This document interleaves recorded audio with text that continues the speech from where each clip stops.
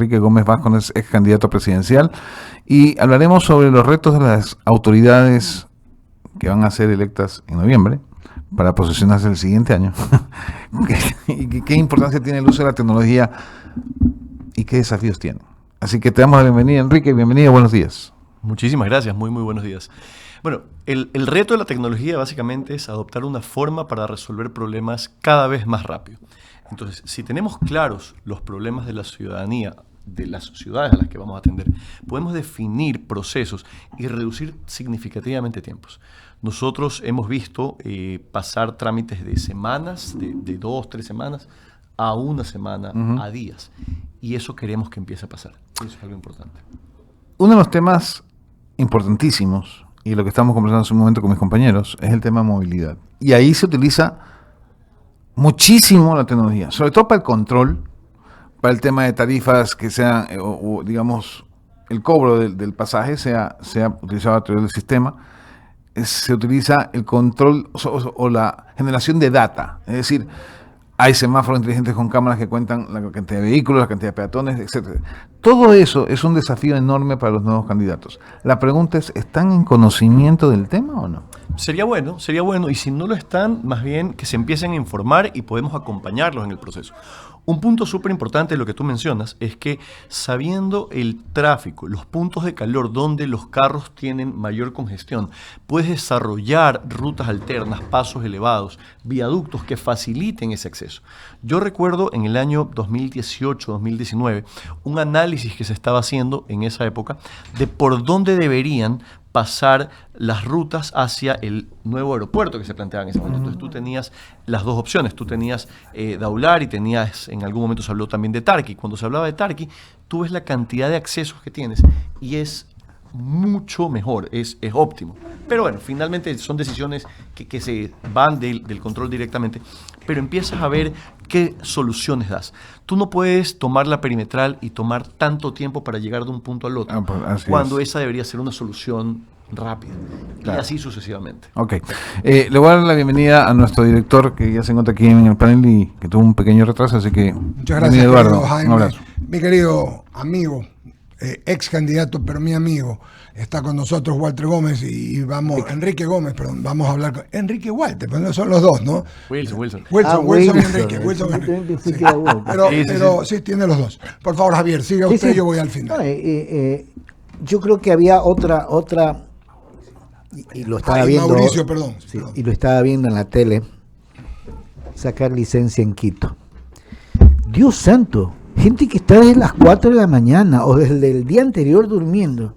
Cuando la tecnología nos puede decir, marque su número de cédula, yo qué sé, usted que conoce mucho más, mi querido Enrique, marque su cédula y entregue licencia, o sea, es renovación. No, es que aquí hay que hacer la máquina, el examen, a ver si frenas, no frenas, si sabes virar, si conoces la ley, si no, ya paremos la mano con eso. Sí, bueno, esa como tal no está dentro de las competencias municipales hoy. Yeah. Sin embargo, es una de las soluciones. Ojo, puede hacerse esto con absolutamente todo el Estado. Y eso es algo que se planteó en su momento. Pero hoy la realidad es definir cuáles son dentro de las competencias municipales los procesos que quieres agilizar.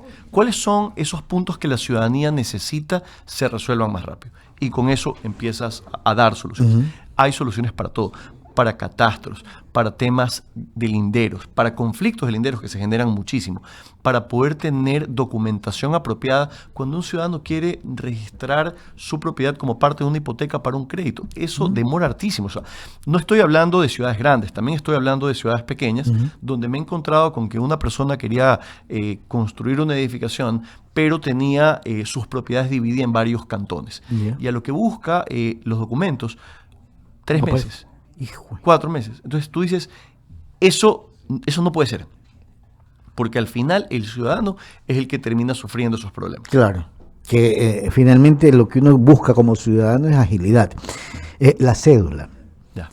Oiga, yo aquí siempre pongo el ejemplo. Uno va a un banco, a un cajero del banco Guayaquil, número PAC, toma tu tarjeta de débito. Y ya está. No demora ni 2 minutos.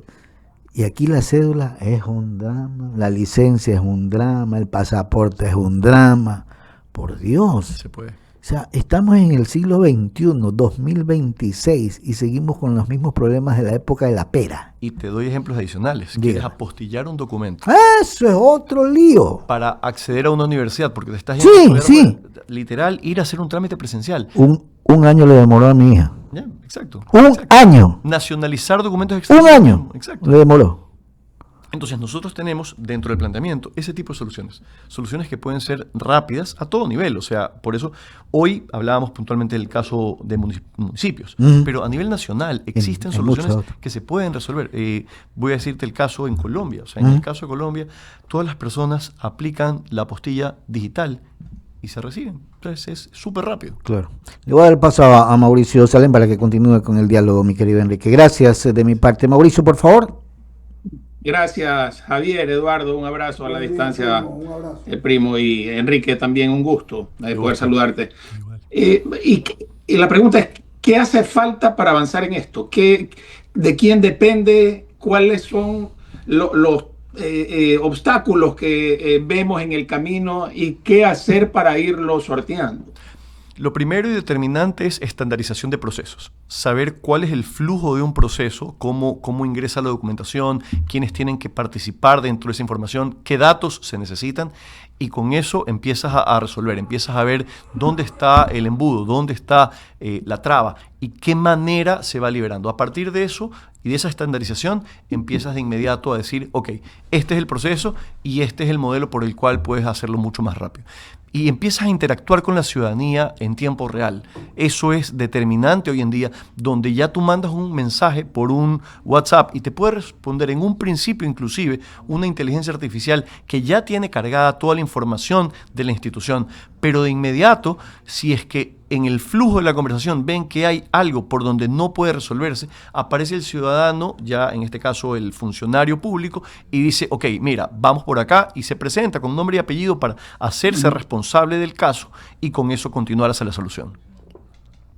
Ya, y en este sentido, ¿qué es lo que vemos en el día a día en las instituciones que tienen a su cargo la implementación de estos sistemas? Vemos que hoy o ayer, creo, se reunía el presidente con gente de Emiratos Árabes Unidos o algún jeque de estos en cuestión justamente de temas de inteligencia artificial y de poder fomentar este tema en el país. Hoy mucha gente ya interactúa con la inteligencia artificial. Hoy mucha gente ya depende de la inteligencia artificial.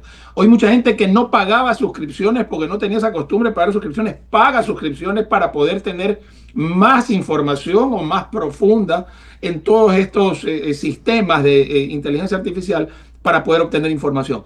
Pero hoy las autoridades, quienes tienen a su cargo eso, ¿qué falta en el país para que podamos decir estamos realmente en un macroambiente que complemente la inteligencia real con la inteligencia artificial? Porque también es verdad, no todo es inteligencia artificial, ni tampoco debemos llevar a todo el mundo a pensar que la inteligencia artificial es la realidad. Por eso se llama artificial. Eso es determinante, y lo otro es también saber qué información puedes cargar a una inteligencia artificial pública o tienes que desarrollar algo propio para cuidar la información. Esto es determinante, ¿no? La ley de protección de datos es súper clara en ese sentido, y definitivamente toda institución debe respetar los datos de la ciudadanía en general. Entonces, partiendo de esa premisa, lo siguiente, como tú bien preguntas, es ¿cuáles serían los siguientes pasos? Los siguientes pasos sería definir dentro de cada cantón cuáles son las líneas problemáticas principales. ¿Cuáles son las que más rápido se pueden solucionar? Y con eso ya creas un piloto. Sacas un producto mínimo viable y dices, por aquí empezamos. Por decir algo, el tema del catastro que mencionaba hace un rato, o los análisis de por dónde está funcionando el tráfico, qué está pasando y dónde podemos agilizar. ¿Qué soluciones podemos ir implementando? Y empiezas a cargar diferentes datos basados en las diferentes problemáticas, y en eso ya obviamente continúas hacia una solución permanente. Dale, Eduardo, por favor. Sí, perfecto. Mi querido. Verdad es que la tecnología, y contigo, oye, yo creo que después de tu candidatura a la presidencia te metiste bastante, ya hacías muchos en los temas tecnológicos.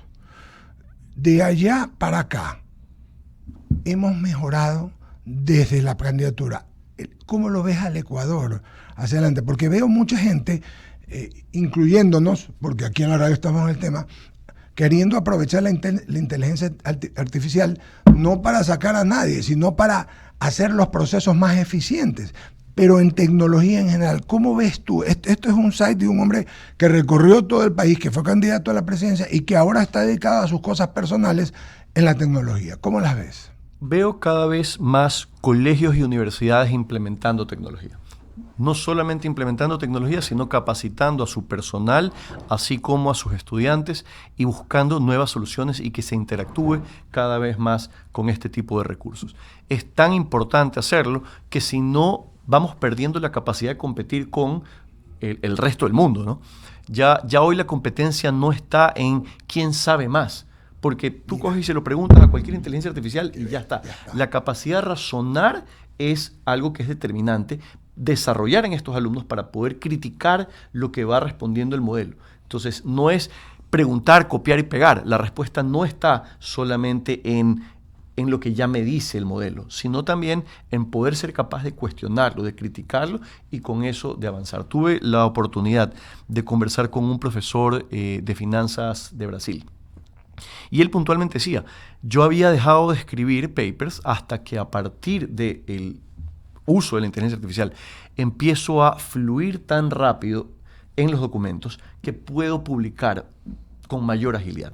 Y ojo, no significa copiar y pegar, sino cuestionar al modelo, cómo la investigación va avanzando en una ruta y de repente aparecen variables que puedes determinar. Entonces, en ese sentido yo veo un Ecuador que sí se está adaptando, que de hecho, según indicadores internacionales, nos hemos atrevido a usar con una mayor frecuencia la inteligencia artificial. El problema que sí se está dando es el no cuestionamiento a.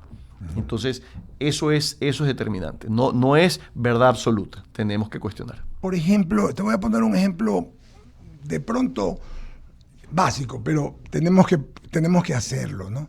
Un estudiante, ¿no? Y ni siquiera te hablo de universidad, de maestría o de lo que sea.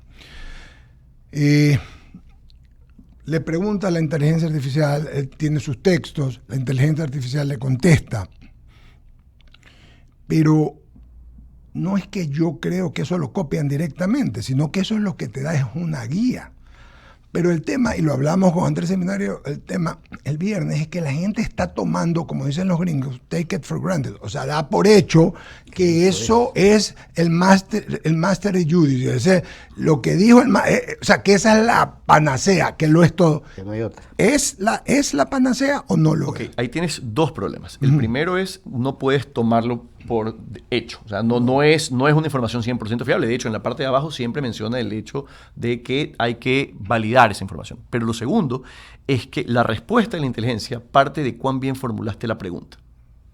Entonces, si la persona no formula la pregunta adecuada, la inteligencia tampoco tiene la capacidad, porque empieza a tener, se llama RAC, que son las alucinaciones, y obviamente ella va a responder... RAC, que tiene la inteligencia, alucina, porque ya ella va a tener justamente, ella va a buscar responder basado en lo que le preguntaste, pero mientras más concreta es la pregunta, mientras ejemplos tú le puedas dar, y vuelves a lo que es ser súper concreto y específico, tú vas a darle la oportunidad de tener datos muy certeros. ¿Por qué la data es tan mala en el Ecuador, mi querido amigo? Yo creo que en un principio había el desconocimiento del uso de la data. Entonces, partiendo hoy, lo que dices es súper importante, la data es determinante para absolutamente todo. Un municipio, una institución que tiene data permite tomar decisiones basadas en el número de habitantes que necesitan algo específico. Te voy a decir un número específico. Un cantón ayer me decía que necesita, para que toda su población tenga agua, 90 litros por segundo. Pero la producción de agua es de 52 litros por segundo. Entonces tienes un déficit de entrada de una cantidad de litros por segundo. Entonces, en el momento en el que tú tienes ese dato, tú dices, ok, ¿cómo puedo ajustar mi producción? ¿Cómo puedo hacer captación? ¿Cómo puedo generar planificación para tomar una decisión de ese tipo? Cuando tú dices, por mi cantón pasan tantos carros por día, ¿cómo puedo yo generar una conciencia dentro de los vehículos de que el peatón tiene prioridad. Entonces el peatón también tiene que saber que existen puntos donde tiene que cruzar y va a ser respetado, y hay otros puntos en los cuales el vehículo va a andar a determinadas velocidades dependiendo de esto. Y es súper importante tenerlo, porque el caso más concreto que me he encontrado en Suecia, tú tienes un sector. Esto es como en Estados Unidos, tú tienes sectores de escuelas y te marcan una velocidad máxima a la que puedes andar. Ya. Entonces, en Estados Unidos tú tienes a cada escuela un carro de policía parqueado. Si tú pasaste el exceso de velocidad, tienes un ticket importante, porque claro, si está el flash de que están los niños, esto es determinante. Ok, en Suecia, en cambio, tú tienes 20 kilómetros por hora. Okay. Tú no pasaste a 20 kilómetros por hora, se abre una trampa y el tren delantero del carro cae. No te puedo creer. ¿Ya? Entonces, por favor, búsquenlo. O sea, Adelantado, esto es qué fantástico. Entonces, claro, se te rompe el tren delantero y... Ya tú mentalmente sabes que... Entonces, hoy acá tenemos que estar pensando en, con todo respeto, ver por abajo de los carros que están adelante, ver si no hay el pie de un niño o el pie de un adulto que se te cruza por donde sea.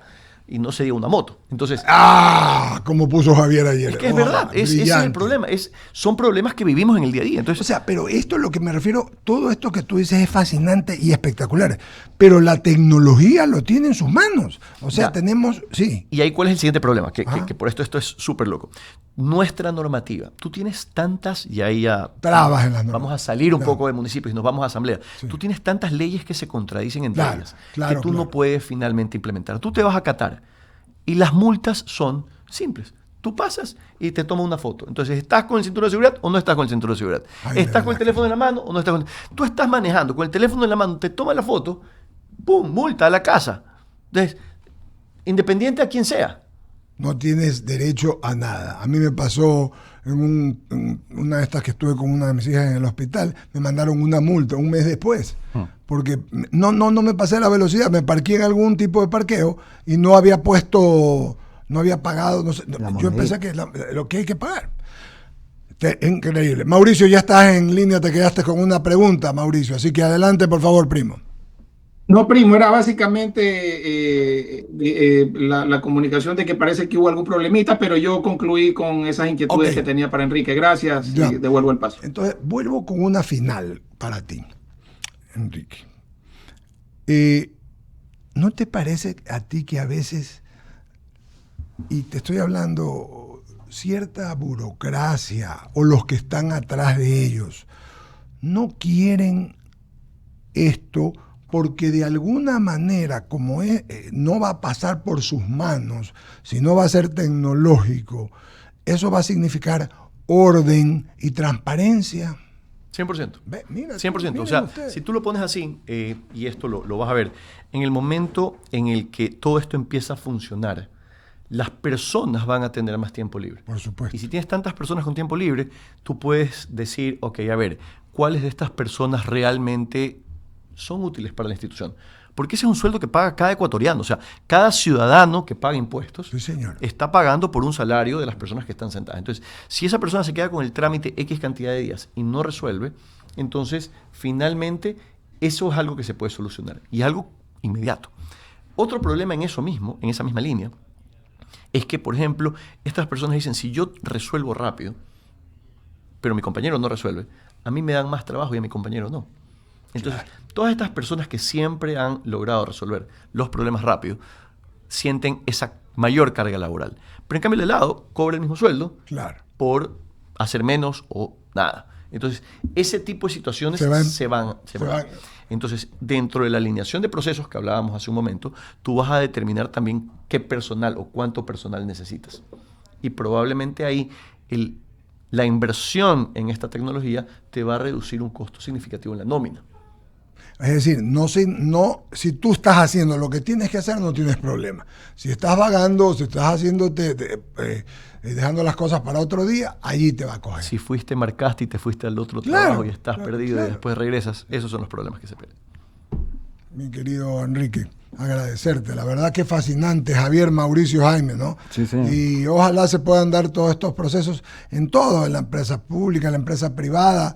Yo creo que lo decía ayer, que la inteligencia artificial no es para que le temamos, es para que la aprendamos y saquemos provecho de ella para el bien nuestro, de los que trabajamos, para los que trabajamos y para el Ecuador, ¿no? Si se hace así, enhorabuena. Todas esas sí. Yo concuerdo con lo que Mauricio está reflexionando y dice, probablemente en el sector público la IA no reemplaza a los funcionarios porque eso quita votos. Mientras que en la empresa privada sí puede darse el caso de que efectivamente... Es interesante esa reflexión. Sí, eso que decía Mauricio. Pero finalmente van a tener que en algún momento, sí, lo que dice Mauricio es real, pero... Es 100% real, yo no lo quise decir así, obviamente, porque esto es un número determinante. Sin embargo, ahí más bien está en resolver tanto y tan rápido para la ciudadanía que los votos van a llegar de otra forma. Eso es importante, es crear nuevas formas en que la ciudadanía se conecte. Eso es el objetivo. Que vi algo de Elon Musk que decía que en pocos años... Ya no hay que estudiar medicina. Ni siquiera. Lo que decía, lo más loco que dijo para mí, Lo más loco fue que como no va a haber trabajo, porque las inteligencias artificiales van a estar trabajando por todos lados, lo que va a ocurrir es un salario universal. Donde casi que vas a recibir un sueldo para que puedas comer una vida digna sin hacer absolutamente nada. Y lo que él dice que el problema no es eso. El problema es que las personas no saben qué hacer con el tiempo libre. Claro. Oye, un poquito más. Sí, ¿no? Sorry. Es que yo vi una película donde el juez, ¿no verdad? Era... La inteligencia artificial. Sí. Claro, es que y juzgaba de acuerdo a los hechos, rapidito. Le pregunté el otro día al presidente del Colegio de Abogados, mi amigo y compañero Fabián Llanes, y porque que si las infracciones, mira, no jueces, o sea, solo las infracciones, tránsito, cosas, contravenciones. Sí. Y me dijo que no, pero yo veo que hacia allá va. ¿Hacia allá va? Te digo qué pasa con esa ahí, porque también existe ese caso. Y tú ves que cuando llega el juez, tiene una forma de juzgar. Cuando se acerca el mediodía, tiene otra forma de juzgar, porque su cuerpo empieza a desarrollar los químicos propios del hambre. Entonces ya empieza a ser más severo. Vuelve después del almuerzo, vuelve a ser más suave, y cuando ya se quiere ir a la casa, vuelve a ser más severo. La inteligencia artificial determinó estos tiempos. O sea, esto no lo planteo yo, esto es algo que ya la inteligencia artificial hizo un análisis de cómo juzgaban los jueces basado en horarios. Y no le metas la variable de si vino peleando con la esposa, pues, ¿no? Sí. Por ejemplo. Es verdad. Obvio, porque somos seres humanos, porque hay emociones, es verdad, eso es. Totalmente. Entonces, empiezas a ver eso y dices, ok, a ver, ¿qué está pasando aquí? Y pones la inteligencia artificial, le cargas la información del caso, le cargas la información, y claro, lo que reduces también son intereses propios. Totalmente. La corrupción, por ejemplo, porque no le metes la mano a un juez. Claro, el tema es moral. ¿Puede la inteligencia artificial juzgar algo que debe juzgar el hombre? Eso es lo que vamos a determinar en el futuro. Y ya está operando. Sí, claro. La medicina ya está operando. Yo decía siempre que era para contravenciones, primo, para no ponerlo en más, ¿ya? Contravenciones con lo que se podría hacer rapidito. Sales rapidito y le das... Pero no le gustó. Le da celeridad a las cosas, ¿no? Sí. Vamos a seguirlo conversando. Vamos a hacer un panel también de esto con abogados para ver qué nos dicen. Me encantaría saber cómo va a vivir Huguito Sánchez con la inteligencia artificial. Está viviendo. Él vive. Va a vivir en su casa. Acaba de decirlo Enrique Primo, que ya van a recibir sueldos sin hacer nada. Por eso digo. Él ya inventó la inteligencia artificial hace 20 años. Él vive así. Ya él tiene inteligencia artificial hace rato. Un adelantado. Muchas gracias, Enrique, querido. Muchas gracias. Por favor, muchas gracias, primo querido. Qué bueno que ya estés de nuevo. Te mando abrazos. Dice que ha disfrutado de las vacaciones su primo. No se va a hacer como Jaime, como no se altere, primo. No se haga como el primo. No tengo ya ni arrugas, ¿ves? Ya no tengo ni arrugas. Claro, buen descanso ha tenido. Buenos días, muchas gracias. Gracias, Enrique, te luciste. Gracias.